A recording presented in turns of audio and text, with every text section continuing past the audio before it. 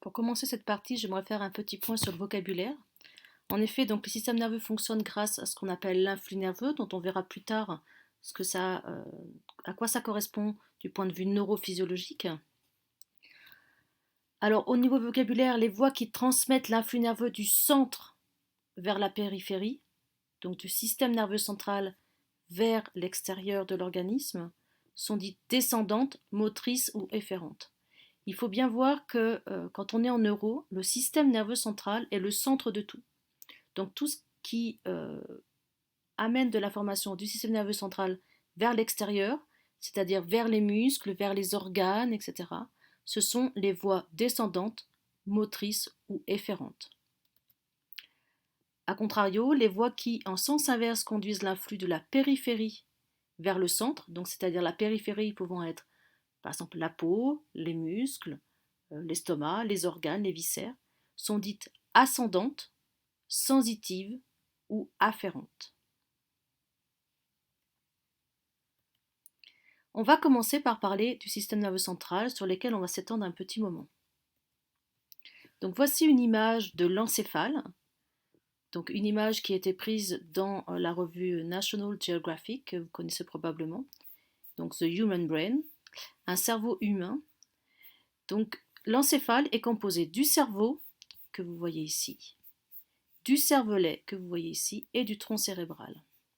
Alors on parle souvent de façon rapide du cerveau, mais on devrait parler, si on était plus rigoureux, d'encéphale. Alors ce cerveau, vous voyez, il a une forme particulière. Il est formé donc de ce qu'on appelle des sillons ou des circonvolutions. Il est plissé en fait, il n'est pas lisse. Donc en effet, vous comprendrez que plus on plisse un tissu, c'est-à-dire plus on le plie dans tous les sens, plus on peut mettre de tissu dans un volume donné. Donc pour ne pas avoir des boîtes crâniennes qui seraient absolument énormes, la nature a choisi donc de plier en fait le cerveau de façon à ce qu'il puisse être contenu dans une boîte crânienne qui a une taille, on va dire, tout à fait acceptable. Donc ce que vous voyez en blanc là qui reste collé donc au cerveau, ce sont les méninges. Donc sous le cerveau, vous voyez ici euh, le cervelet, donc qui veut dire littéralement petit cerveau, c'est pas tout à fait exact. Le cervelet a une forme en fait de, de lamelles empilées les unes sur les autres. Et dessous, vous le devinez, donc le tronc cérébral ici, auquel fait suite la moelle épinière.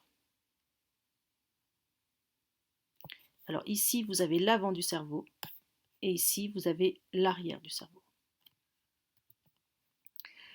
L'encéphale, en fait, chez l'adulte humain, pèse à peu près 1,5 kg, avec des extrêmes qui peuvent être de 1 kg à 1,8 kg. En effet, nous n'avons pas tous le même cerveau, ils pèsent différemment, ce qui n'a rien à voir évidemment avec l'intelligence et la façon de s'en servir. Le cerveau représente 2,5% de la masse du corps, mais prend à lui tout seul, malgré donc cet organe qui n'est pas si énorme, 15% du débit cardiaque et 25% du total d'oxygène. Autrement dit, une respiration sur 4, c'est uniquement pour votre encéphale, votre système nerveux. Donc en fait, cet encéphale, il va avoir un métabolisme extrêmement important, avec un apport en sang qui est extrêmement important, et aussi en oxygène. Vous savez très bien que le cerveau ne doit pas être privé d'oxygène pendant longtemps, sinon il s'ensuit des dégâts cellulaires extrêmement importants. Alors ici, ce sont des illustrations que je ne vous demande pas d'apprendre évidemment toutes les structures qui composent ce que l'on va voir, c'est juste pour vous aider à comprendre comment aussi est organisé ce système nerveux. Alors, vous voyez qu'en fait, on peut le diviser en trois grandes structures qu'on appelle le prosencéphale, le mésencéphale et le rhombencéphale. Donc, le plus évolué, c'est le prosencéphale avec le télencéphale, les diencéphales, et le moins évolué, c'est le rhombencéphale. Donc, dans le plus évolué, vous avez tout ce qui est en vert, c'est-à-dire tout ce qui est, on va dire, le plus externe, si on peut dire ça comme ça. où là vous avez des structures dont on va parler beaucoup durant ce cours, le cortex cérébral, l'hippocampe, les ganglions de la base, parce que ce sont des structures qui sont à l'origine euh, du mouvement et de son contrôle, et des structures aussi comme le thalamus, dont on reparlera aussi, que c'est important, et d'autres peut-être que vous connaissez, l'hypothalamus, le nosothalamique, etc. L'épiphyse, l'hypophyse que vous avez dû voir quand vous étiez au lycée. Ensuite, vous avez une petite structure qu'on appelle le mésencéphale, formée principalement du tectum, du tegmentum, etc. Et enfin, ce qu'on appelle le rhombencéphale, vous voyez, qui englobe le cervelet et le tronc cérébral. Ce rhombencéphale, vous le connaissez peut-être plutôt sous le nom de cerveau primitif ou cerveau reptilien. C'est une partie de notre système nerveux qu'on partage avec énormément d'espèces. D'accord, c'est une partie du cerveau qui est responsable de tout ce qui va être fonction primaire, comme la respiration par exemple, la fonction cardiaque. Ce qu'il faut en revanche vraiment retenir, c'est l'organisation donc anatomique.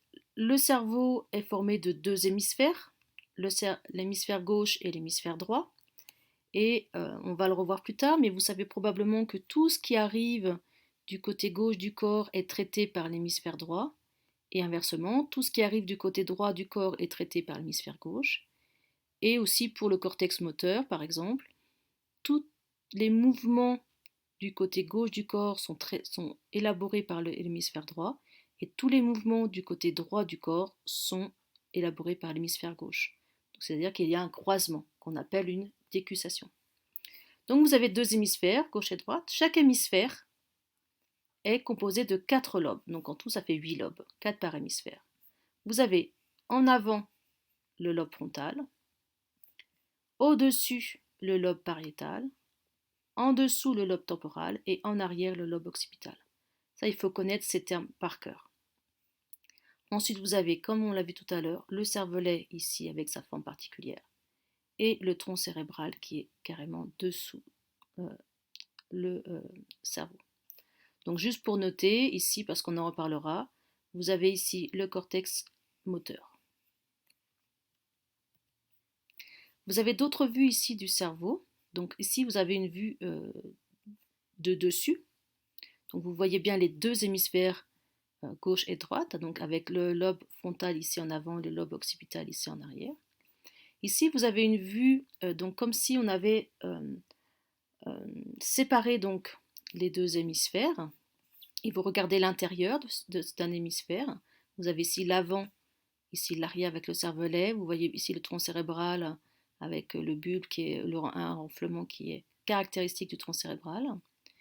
Vous voyez les ventricules. Les ventricules, ce sont des petites zones creuses en fait du cerveau, des trous si vous préférez, dans lesquels circule le fameux liquide céphalorachidien, qui circule aussi dans la moelle épinière.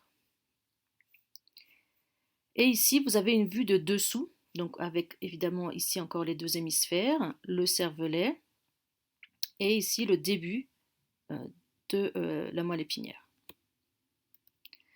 Alors juste un mot pour vous dire donc que ce cerveau, évidemment, c'est un organe qu'on partage avec tous les êtres vivants sur cette planète, hein, tout ce qui est animal en tout cas. Et vous voyez que le cerveau n'a pas exactement la même forme chez tous les animaux, mais il a l'essentiel, c'est-à-dire que tous les animaux ont un cerveau, un cervelet et un tronc cérébral, à part quelques-uns évidemment dont on ne parlera pas ici. Donc vous avez ici, ça c'est à l'échelle, donc vous avez ici l'oiseau, la grenouille, le singe, le chat, le lapin, l'humain et le chimpanzé. Donc vous voyez qu'en fait l'humain, il a un gros cerveau par rapport à ceux qui sont représentés. Ce n'est pas l'espèce qui a le plus gros cerveau sur Terre, mais c'est l'espèce qui a le plus gros cerveau relativement à sa taille. Donc les cerveaux en général des petites espèces sont lisses, ça commence à peine à se plisser à partir du lapin. Ensuite vous voyez que ça augmente donc en volume et en plissement. Alors et ça change de forme. Par exemple, ici, vous voyez toutes ces petites choses blanches, ce sont les bulbes olfactifs qu'on n'a plus chez l'humain. En effet, les chats, les rats, etc., si vous regardez, leurs bulbes olfactifs sont extrêmement développés. Cette structure du cerveau diminue au cours de la phylogénie. En effet, chez l'humain, c'est pas l'olfaction qui est le plus développée, c'est la vision. Donc d'où la petite anecdote là de cette chercheuse qui dit My brain is bigger than your brain, donc mon cerveau est plus grand que le tien. Et le petit lapin il fait et alors moi je peux aussi sauter beaucoup plus haut que tu ne le peux. En effet, donc certaines structures ont été atrophiées et d'autres ont été développées selon les espèces, selon les besoins de l'espèce. Donc un peu de neuroanatomie pour l'essentiel, je vais dire, à savoir en L2 STAPS. Donc, vous avez vu qu'il y a deux hémisphères et le sillon qui sépare les deux hémisphères s'appelle le sillon interhémisphérique. Donc, terme à connaître. Autre terme à connaître, c'est le corps calleux. Le corps calleux, en fait, c'est un réseau de fibres qui relie entre les deux hémisphères. En effet, les deux hémisphères ne sont pas stricto sensu indépendants, au contraire, ils communiquent énormément l'un avec l'autre. C'est pour cela que vous êtes capable de faire des mouvements coordonnés avec votre main gauche et votre main droite, par exemple. C'est parce que vos deux hémisphères communiquent entre eux. Alors, c'est tout un réseau de fibres de communication. Et en fait, ce réseau de fibres, quand on dissèque le cerveau, ça ressemble à un cal. Donc, comme par exemple, vous avez sur les mains à force de frottement. Donc, ça ressemble à quelque chose de dur et de blanc. C'est pour ça qu'on appelle ça le corps calleux. La surface des hémisphères, on l'a vu tout à l'heure, est constituée d'une série de sillons, qu'on appelle aussi des scissures, et de circonvolutions, des plissements. Alors, il faut en connaître quelques-uns de ces sillons ou scissures, parce que ça va nous aider à nous repérer quand on parlera un peu de structure au niveau du cerveau. Donc, vous avez sur la surface externe la scissure centrale dite de Rolando, qui est ici, qui sépare en fait le lobe frontal, principalement du lobe pariétal. Donc, elle est ici. Ce sillon de Rolando, il est important à connaître parce que les structures dont on va parler, c'est-à-dire le cortex moteur se trouve en avant de ce sillon et le cortex somatosensoriel est en arrière de ce sillon. Ensuite, vous avez une scissure latérale, ici qu'on appelle la scissure de Sylvius, qui sépare principalement le lobe temporal du lobe frontal et du lobe pariétal. Enfin, vous avez le sillon perpendiculaire, qui est ici, qui sépare en fait le lobe occipital des autres lobes. Donc ces scissures ou sillons permettent de délimiter les lobes frontaux, le lobe frontal, temporal, pariétal et occipital.